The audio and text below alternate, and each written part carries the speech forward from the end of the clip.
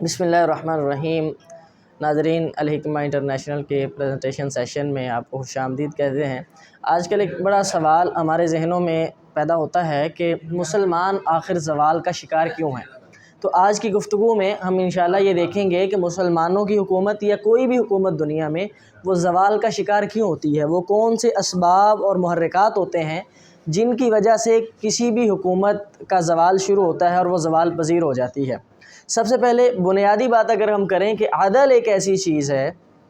عدل ایسی چیز ہے کہ اگر کسی معاشرے میں عدل کا فقدان ہو جائے تو وہ معاشرہ کبھی بھی قائم نہیں رہ سکتا، یعنی کوئی بھی قوم یا کوئی بھی حکومت عدل کے بغیر قائم نہیں رہ سکتی۔ قرآن مجید میں بھی بارہا مقامات پہ اللہ تعالیٰ نے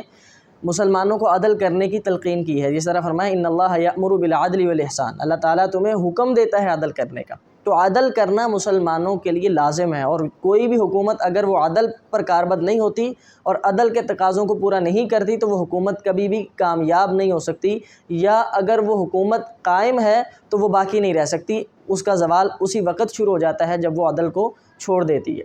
دوسری جو بڑی وجہ ہے وہ باہمی اختلافات ہیں، یعنی کوئی بھی کسی بھی قوم میں جب اپنے ہی اندر سے مخالفین پیدا ہونا شروع ہو جائیں اور آپس میں ہی ان کے جھگڑے شروع ہو جائیں تو تب سے ان کا زوال شروع ہو جاتا ہے۔ اگر ہم تاریخ میں بھی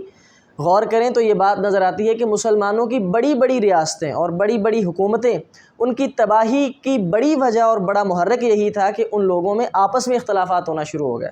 آپس میں اختلافات یہ ایسا زہر ہیں جو کسی بھی قوم کو کھوکھلا کرنے کے لیے کافی ہو جاتے ہیں اور اس کی تباہی کی بنیاد بن جاتے ہیں۔ تیسرے نمبر پہ مسلمانوں کے لیے جو بڑی وجہ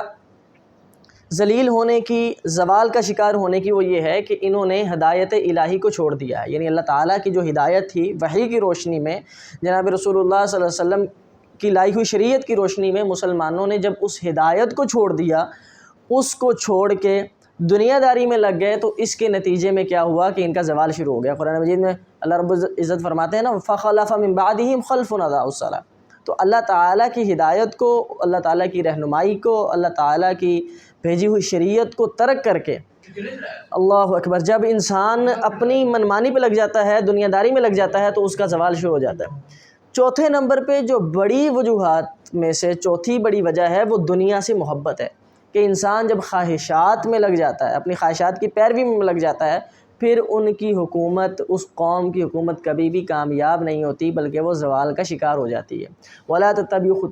الشَّهَوَاتِ، قرآن مجید نے بھی کہا ہے کہ شہوات کی پیروی نہ کرو، کیونکہ شہوات کے پیچھے لگ جانا یہ ایک ایسی بڑی بیماری ہے کہ جو انسان کو، اور اگر یہ بیماری ایک قوم میں داخل ہو جائے تو بحیثیت قوم، اگر کوئی قوم جو ہے اس بیماری کا شکار ہو جائے تو وہ قوم بھی تباہی کا شکار ہو جاتی ہے، اور اگر کوئی حکومت اس کا شکار ہو جائے وہ حکومت تباہی کا شکار ہو جاتی ہے۔ اللہ سے دعا ہے